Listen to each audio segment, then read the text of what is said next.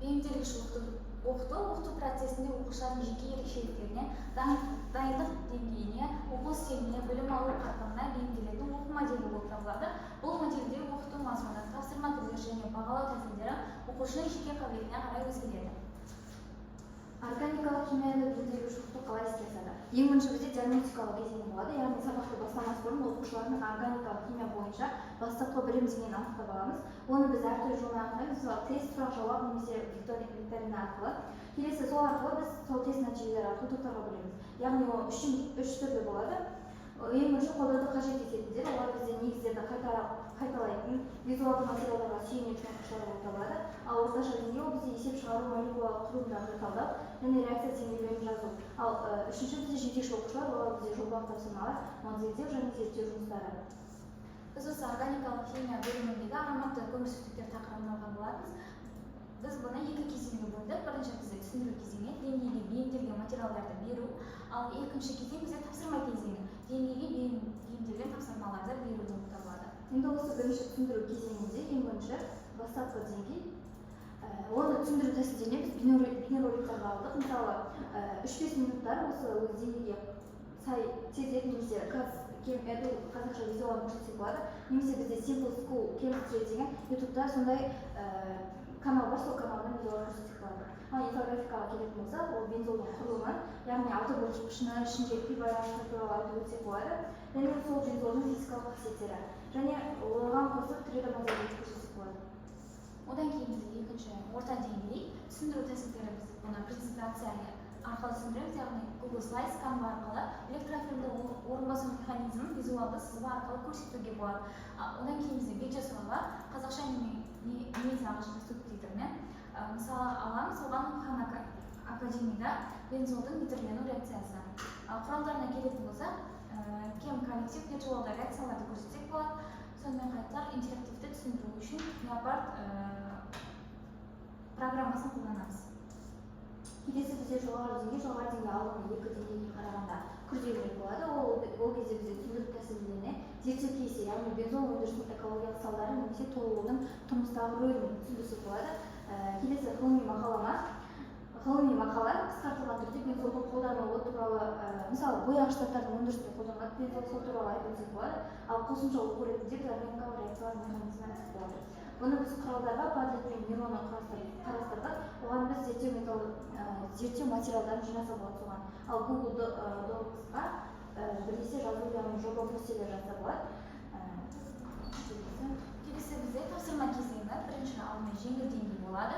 Негізгі түсініктерді бекітуге арналған тапсырмалар, яғни ол тапсырмалар қандай болады?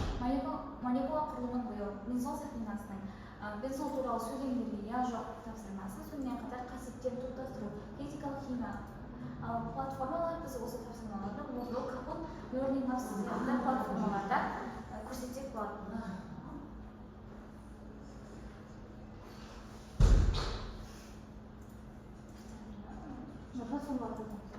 Платформаларға тоқтала кететін болсақ, осы тапсырмаларды біз Moodle, Kahoot және Learning Labs сияқты платформаларда осы тапсырмаларды берсек болады. Келесі осы тапсырма кезеңінің екінші деңгейі, яғни орташа деңгей алдыңғы деңгейге қарағанда тапсырмалар күрделірек болады. Ол кезде бізде теорияны қолдану, реакцияны жазу сияқты оқушылардың навыктары дамиды.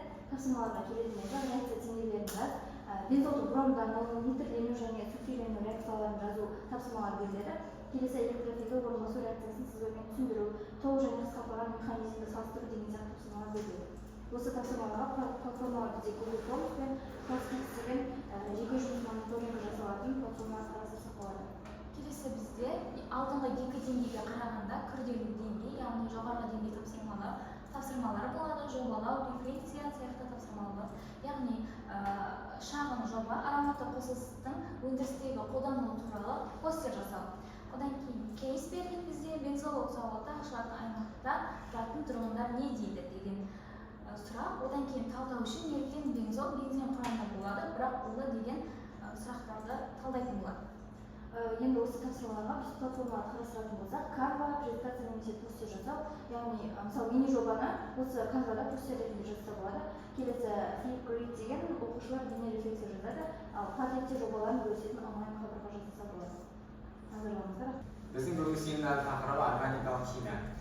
Біз бірінші оқыту технологияларының түрлерімен таныстырамыз. Бұл жерде оқыту технологияның түрлеріне тоқталып отыратын болсақ, бізде дәстүрлі оқыту технологиясы, одан кейін интерактивті оқыту технологиясы, және ақпараттық коммуникация технологиялары, және жобалы оқыту технологиясы, және сонымен қатар проблемалы оқыту технологиясын қарастыратын боламыз. Бұл жердегі дәстүрлі оқыту технологиясы ол бізде қарапайым лекциялар, семинарлар, практикалық сабақтар деген сияқты. Және сонымен қатар бұл органикалық қосылыстар болғандықтан бұл жерде органикалық қосылыстардың құрылымын, қасиетін осы лекция бойынша түсіндіреді. Одан кері байланыс ретінде жаңағыдай семинар сабақтар және де практикалық сабақтар арқылы түсіндірме жұмыстар жасалынады. Келесі бізде интерактивті оқыту технологиялары. Интерактивті оқыту технологияларында бізде ойындар, тренингтер, химиялық реакцияларды модельдеу, яғни түрлі технологияларды және түрлі қосымшаларды қолдану арқылы осы интерактивті оқыту технологияларын қолданып біз органикалық химияның кіріспесін және органикалық химияға қатысты барлық тақырыптарды осы интерактивті оқыту технологиялары арқылы қамти аламыз. Келесі ақпараттық коммуникациялық технологиялар. Бұл жерде бізде электрондық оқулықтар, бейне сабақтар және сонымен қатар онлайн тесттер қамтылады.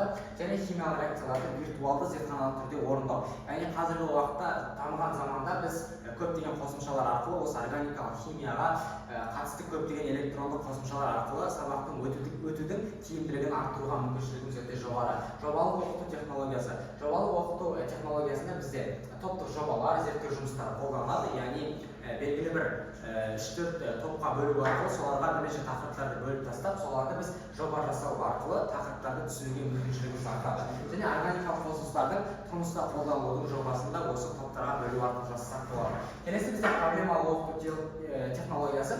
Бұл жерде зерттеу тапсырмасы арқылы оқушылардың сыни ойлауын дамыту болып табылады. Дәстүрлі оқыту технологиясы. Дәстүрлі оқыту технологиясында біз жаңа айтып өткеніміздей лекциялар, семинарлар және де практикалық сабақтар және зертханалық сабақтарды қолдансақ болады. Бұл жерде мысалы үшін лекция бізде PowerPoint, Canva және де Google Classroom, Zoom, сосын Teams қосымшаларын қарастырсақ болады. Яғни бізде бұл жерде PowerPoint және де Canva қосымшалары арқылы өзіміздің тақырыпқа қажетті слайд жасау арқылы сол лекцияны қарастырамыз да, оны біз жаңағыдай Google Classroom бұл жерде тапсырмаларды жүктейміз. Және сонымен қатар Zoom, Teams қосымшалары арқылы бұл жерде онлайн сабақтарды жүргізе берсек болады. Келесі бізде интерактивті оқыту технологиясы. Бұл жерде бізде көптеген интерактивті оқыту технологиялары орналастырылған қосымшаларды айтсақ болады. Бұл жерде жаңағы CamSketch, CamDraw, Cat және сонымен қатар Quizzes, Kahoot деген сияқты көптеген түрлі интерактивті қосымшалар бар. Оның ішінде неше түрлі ойындар, тесттер және көптеген тапсырмалар оқушылардың немесе студенттердің қызығушылығын арттыру арқылы белгілі бір тақырыпты қамтуына көптеген артықшылықтарға ие болады. Яғни бізде бұл молекулалық модельдерді құрастыру, химиялық реакцияларды визуализациялау және химиялық ойындар мен тренингтерді өткізу үшін таптырмас құралдар осылар болып табылады. Келесі бізде ақпараттық коммуникациялық технологиялар, яғни қысқаша айтқанда АКТ.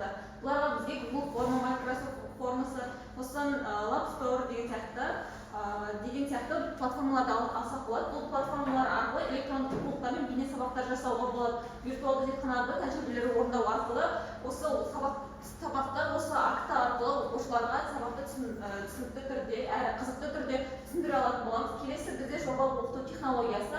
Оларға Paddle, Miro, Canva, яғни презентация жасайтын, яғни жобалық тапсырмалар жасайтын платформалар жатқызамыз. Оларға жаңағы айтқандай Prezi деген сияқты Prezi арқылы біз 3D форматта презентациялар жасай аламыз. Яғни топтық жобаларды ұйымдастыру және де басқару жобаның презентациясын жасау, зерттеу нәтижелерін қорғау болып табылады.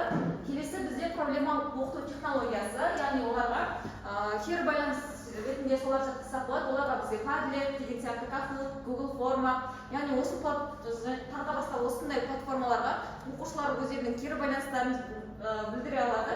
Яғни проблемалық тапсырмаларды құру, сұрақ жауап әдістерін қолдану, яғни бұл платформалар арқылы да біз сауалнама, тест деген сияқты түрлі сабаққа қатысты ақпараттар, яғни технологияларды қолдана алатын боламыз.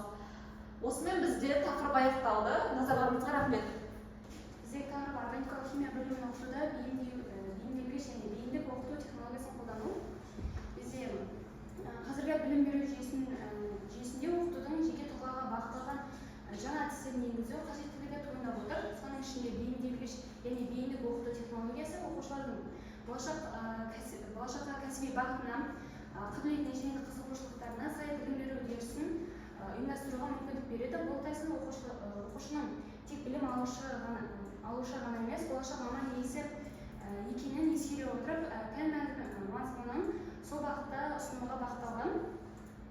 Орта білім беру деңгейінде оқытылатын органикалық химия бөлімі тек химия пәніне қызығушылықты арттырумен шектелмей, сонымен қатар медицина, биотехнология, экология, фармацевтика, сондай-ақ инженерия сияқты болашақ мамандықтарға тікелей қатысты білімнің негізін қалайды. Мақсатына тоқталатын болсақ, органикалық химия бөлімін оқытуда оқушылардың қабілеттері мен болашақ мамандық бағыттарын ескере отырып, бейімделген мазмұнын түсіндіру және де әртүрлі деңгейлік тапсырмалар мен жолдар арқылы жеке оқыту траекториясын қалыптастыру оқушыны зерттеуші тұлға ретінде дамыту және кәсіби бағдар беру ықпал ету болып табылады. Бейімделгіш және бейіндік оқыту технологиясын жүзеге асыру үшін түрлі педагогикалық және цифрлық технологияларды тиімді қолдануға болады. Енді оқыту технологияларына тоқталатын болсақ, бірінші ол бізде деңгейлік саралап оқыту технологиясы, яғни ABC деңгейі бойынша тапсырмалар беру. Екінші бізде жобалық оқыту технологиясы, оқушылар өз бетінше немесе топпен белгілі бір тақырып бойынша зерттеу жүргізіп, нақты өнім жасайды. Үшіншісі бізде мәселе негізінде оқыту, оқушылар нақты өмірлік проблемаларды шешу арқылы білім алады. Төртінші бізде зерттеуші яғни индуктивті оқыту технологиясы, зерттеу тәжірибе арқылы жаңа білім алу. Бесіншісі бізде модульдік оқыту технологиясы, яғни бір тақырыпты желі модульдерге бөліп, әр модульдерге өздеріне мақсаты мен нәтижесі болады. Енді қолданылатын әдістер мен платформаларға келетін болсақ, біріншісі бізде деңгейлік тапсырмалар. Бұл жерде бізде мақсаты әр оқушының жеке қабілетіне сай тапсырма беру керек. А деңгейі дегеніміз негізгі түсініктер мен формулалар болса, Б деңгейінде есептер мен химиялық реакциялар болады. С деңгейінде зерттеу мен шығармашылық тапсырмалар беріледі. Қолдануға болатын платформалар бізде Google Classroom, Learning Apps және Quiz сияқты платформалар қолдануға болады. Бізде мәселе негізінде оқыту, мысалы ретінде қандай органикалық заттар дәрі жасау үшін қолданылады дегендей ситуациялық сұрақтар қою арқылы оқушылардың деңгейін анықтауға болады. Бұның мақсаты оқушы өмірмен байланысты нақты проблеманы шешуге ұмтылады. Бұл жерде қолдануға арналған платформалар ішінде Padlet тақтасын, Canva, Google Slides сияқты жоба жасайтын презентациялар сияқты қолданбаларды қолдануға болады. Келесі бізде жобалық жұмыс, мысалы органикалық қосылыстардың өмірдегі қолданылуын зерттеу, бұның мақсаты зерттеу жүргізу, ақпарат жинау, презентациялау сияқты. Бұл жерде бізде қолдануға болатын платформалардың ішінде Whiteboard, Trello, Google Docs сияқты платформаларды қолдану тиімді болып табылады. Келесі бізде лабораториялық жұмыстар жасауда, мысалы алкандар мен алкендердің реакцияларын зерттеу, бұның мақсаты негізінен тәжірибе жасау, бақылау, қорытынды шығару. Бұл жерде бізде simulation, виртуалды химиялық тәжірибелер жинағы бар платформаны қолдануға, сосын кем коллектив деген органикалық реакцияларды модельдеуге арналған платформаны қолдану бізге тиімді болып табылады. Бұл жерде бізде күтілетін нәтижелердің ішінде бұл жоғары қызығушылық қалыптасады, яғни оқушы өз бейініне, яғни болашақтағы мамандығына сай тақырыптармен айналысқан кезде оның пәнге деген қызығушылық артады. Соның ішінде бізде Learning Apps, Quizzes, Prep сияқты интерактивті платформаларды қолдану арқылы сабақ тартымды өтеді. Осы жерде кері байланыс нәтижесінде оқушылардың 80% пәнге деген оң көзқарасын көрсетеді. Мысалы, мектепішілік сауалнама деректері негізінде. Екінші бізде пәндік білімді терең меңгеру, үшінші шығармашылық және зерттеушілік қабілет қалыптасады. Жалпы қорытындылай келсек, бізде осы бейіндік оқыту технологиясы оқушылардың қабілеті мен кәсіби бағытын ескере отырып, сапалы білім берудің тиімді жолы болып табылады. Бұл органикалық химияны осы тәсілмен оқыту оқушылардың пәнге деген қызығушылығын арттырып, терең білім алып, болашақ мамандықтарына саналы түрде қадам жасауына үлкен мүмкіндік береді. Және бұл мұғалім үшін оқытуды жеке тұлғаға бағытталудың нәтижелі құралы ретінде айтуымызға болады. Назарларыңызға рахмет.